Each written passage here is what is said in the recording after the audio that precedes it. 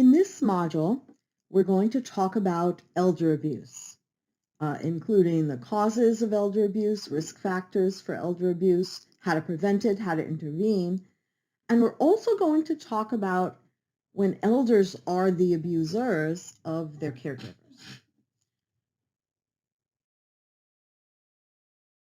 I'm Professor Deborah Meyerowitz in the Department of Behavioral Sciences here at York College. I teach in the psychology discipline and communication between caring professionals, family members, and elders is something that I've done research about. And the challenges of aging is something I've done a lot of research about. And I also, before starting to work as a researcher and teacher, I worked care in nursing homes, and so elder abuse is something that I'm unfortunately quite familiar with. So I'll be talking to you about it from those different perspectives. Okay, what is elder abuse? It's the intentional act or failure to act that causes or creates a risk of harm to older adults. So in other words, purposely doing something bad to an older adult or not doing what you're supposed to do, right? So therefore, elder abuse can be intentional. I'm purposely hitting an older person. I'm purposely robbing an older person, yelling at or treating them badly. But it also can be unintentional. It can be neglect. I should have done something and I didn't do it, and that caused harm to the older adult.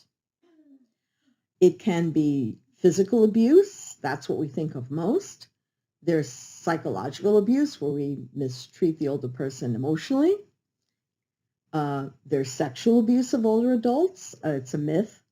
Number one, it's a myth that sexual abuse is sexual. It's often about power.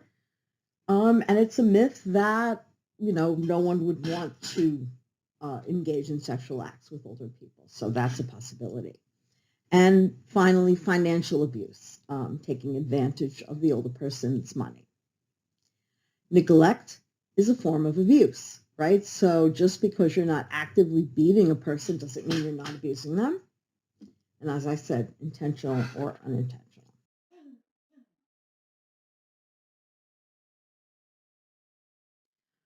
How common is elder abuse? Unfortunately, a lot more common than we wish it were.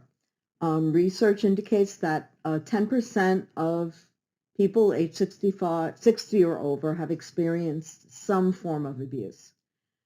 But it's greatly underreported. We're estimating perhaps as little as 1 in 24 cases of abuse actually come to light. And abusers can be family, they can be friends, neighbors, they can be paid staff, either home health aides or nursing home staff, lawyers and other financial managers, people who take care of an older person's money.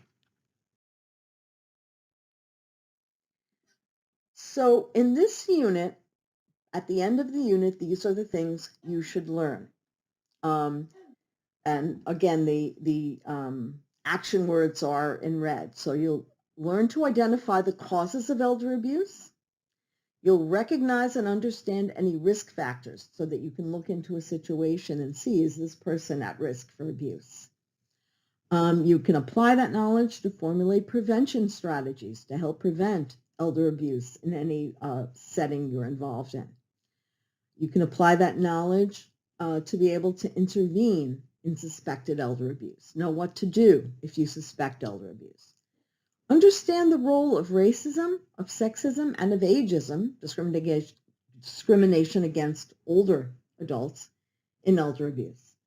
Understand the causes of abusive caregivers, right? So understand why it comes to be that some older people abuse their caregivers, and apply that knowledge to formulate intervention strategies when there are cases of caregiver abuse.